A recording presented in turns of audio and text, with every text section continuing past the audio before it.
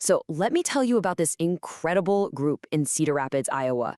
They saw some real problems tearing at their community. But instead of just waiting around for someone else to fix it, they decided to build the solution themselves. They're literally creating a whole new blueprint for how to renew a city. It's a huge question, isn't it? Well, for the Big Bang Foundation, the answer didn't come from some fancy boardroom or a city planning meeting. Nope, it came from the recording studio, from the protest line, and from this deep-seated drive to invest in their own people, their own community. So where does a story like this even begin? Well, it doesn't start with a business plan. It starts with a crisis. It starts with an urgent need to respond to something that was hitting way, way too close to home. And boom, there it is. Joral Robinson, one of the co-founders, he puts it right out there. Their whole mission kicked off as a direct answer to gun violence.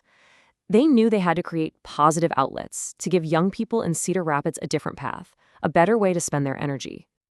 And the team they put together is basically their secret weapon. I mean, this is a powerhouse combo.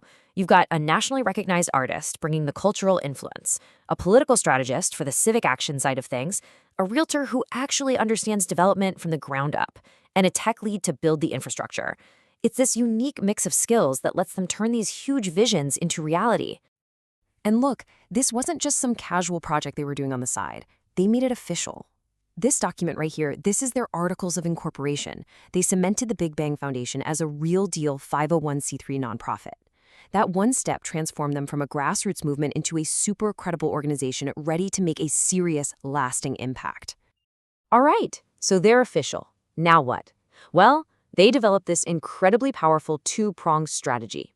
First, use their cultural influence to inspire people. And second, take direct civic action to create real systemic change. So let's talk about the culture part first. At the absolute heart of this is Antonio Chalmers, also known as Tone the Boss.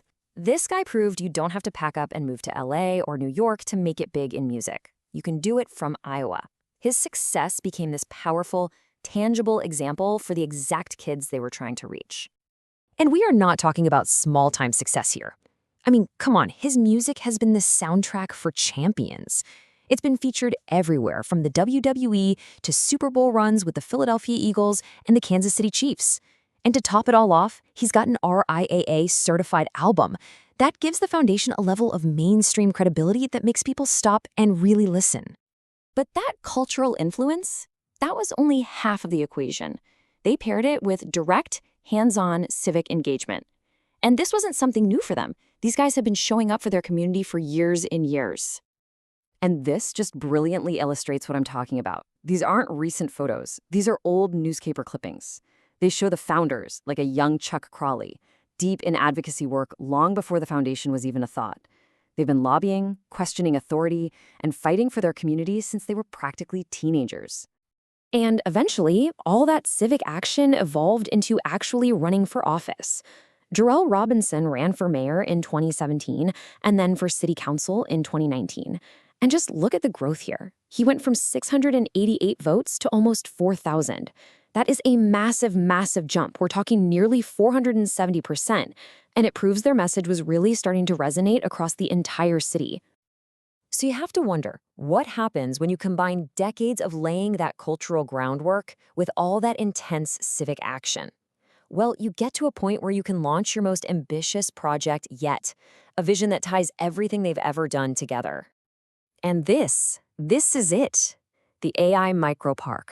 It's a solar-powered educational hub designed to be a launch pad for the next generation of innovators. I mean, it's not just a park. It's a statement. It's an idea about what the future of community spaces can be. And it's being built right in the Wellington Heights neighborhood. I mean, this quote from Joral just says it all, doesn't it? It's about taking something that's underutilized, a vacant lot, and completely transforming it into a place of innovation, a place of learning, and a place of real, tangible opportunity for kids.